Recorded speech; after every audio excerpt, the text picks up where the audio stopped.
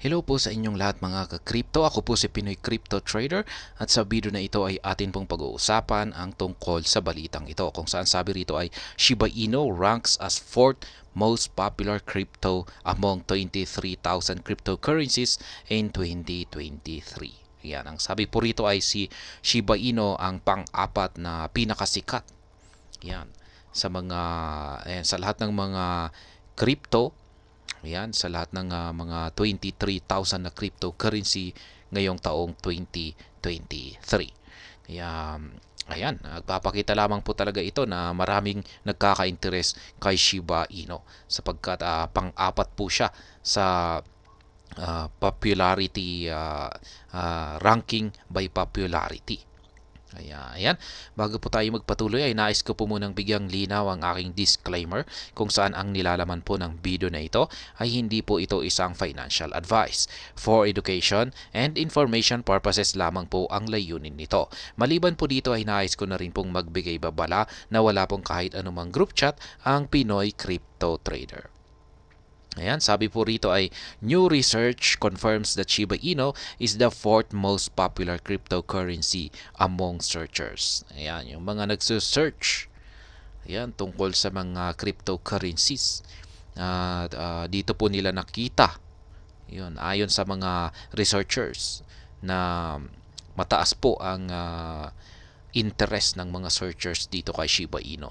At ito ay sapagkat ito ay nasa pang-apat yan bilang fourth most popular na cryptocurrency, seeing more interest than other mainstream assets such as Cardano, Litecoin, Tether, and Solana. Ayan.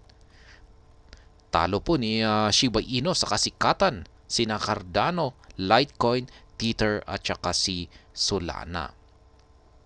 Strong community and sustained user interest are arguably some of the most important prerogatives for cryptocurrency projects. Yan, tama po yan. Yung strong community, yun, malakas ang community na sumusuporta sa isang cryptocurrency projects. Ayan po ang isang pinaka-foundation talaga ni Shiba Inu kung bakit ito ay napakasikat, napakatibay. Ayan. The Shiba Inu ecosystem ranks highly in both aspects as new research by Marketplace Fairness confirms. Ayan.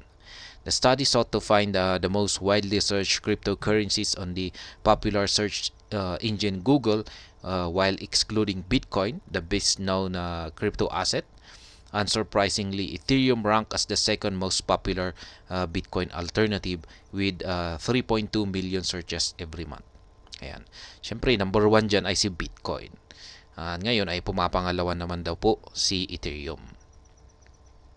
Ethereum's position as the second widely known crypto asset is a fact accurately represented by the market cap difference between BTC and ETH.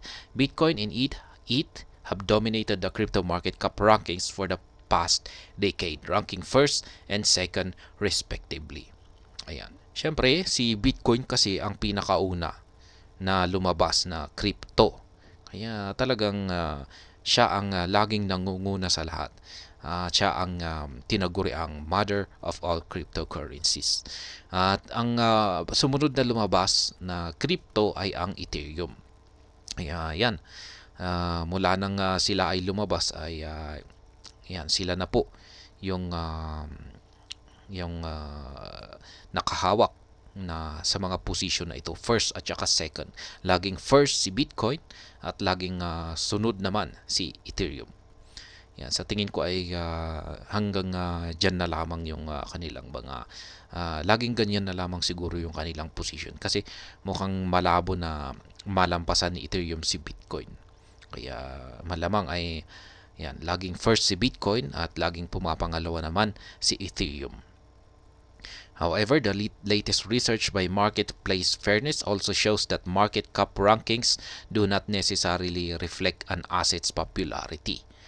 Ayan, ayon daw po kay Market Fairness, yung market cap rankings ay hindi raw po talaga ito nagpapakita. Ayan, sa kasikatan ng isang crypto asset. For instance, XRP ranked as the third most popular altcoin with 1.2 million searches per month. Yan, yung third most popular na altcoin po pala ay si Ripple, XRP sa ngayon. Number 1 si Bitcoin, number 2 si Ethereum, at number 3 ay si Ripple or XRP. At ayan, dito papasok yung number 4 na si Shiba Inu. Yet the Ripple back asset trailed Binance BNB and Tether USD on the market capitalization list of the largest cryptocurrencies. Out of more than 23,000 digital assets in existence, Shiba Inu beat all to rank for most search crypto. Ayan. Yan po, number 4 si Shiba Inu. Yan, yung kanyang global search a month ay umaabot ng 678,000. Ayan, number 1 si Ethereum, number 2 si Dogecoin, XRP ang sumunod, tapos si Shiba Inu. Ayan. Sinundan naman nila Cardano, Solana, EOS, Litecoin, Tether at saka si Polkadot. Ayan, ito po yung mga top 10. Shiba Inu and Dogecoin score big. Shiba Inu and Dogecoin were among the biggest winners in the last crypto bull market, while both assets continue to trade significantly below their 2021 highs. Interest remains relatively high according to the latest research. Yan. Yung mga, kung isa po tayo sa mga early investors ay naranasan po natin yung matinding pag-angat yan nila Shiba Inu at saka si Dogecoin noong mga taong 2021. Ayan. Sila po talaga yung biggest gainers or biggest winner. Ayan, yung mga nakapag-invest dito. Ayan, ay yung mga early investors dito. Ay talagang malaki yung kanilang kinita rito. Dogecoin recorded more interest on popular search engines with 1.6 million searches, surpassing XRP and only trailing Ethereum. Yan. Shiba Inu also ranks among the top 4 altcoin with an average of 678,000 monthly searches in 2023. Ayan, Shiba Inu's numbers notably trumped that of Cardano and Solana, both of which boast a higher market cap than SHIB. Cardano recorded 677,000 searches, while Solana saw 542,000 searches within the same timeline. Meanwhile, Litecoin, Tether, and Polkadot complete the top 10 rankings. Ayan. Hanggang ngayon ay maganda pa rin po yung ipinapakita ng Shiba Inu. Ayan, yung kanyang presence ay talagang marami talaga ang nagkaka-interest kay Shiba Inu. At ayan, hanggang dito na lamang po tayo sa video na ito. Sana po ay inyong nagustuhan ang aking paliwanag dito.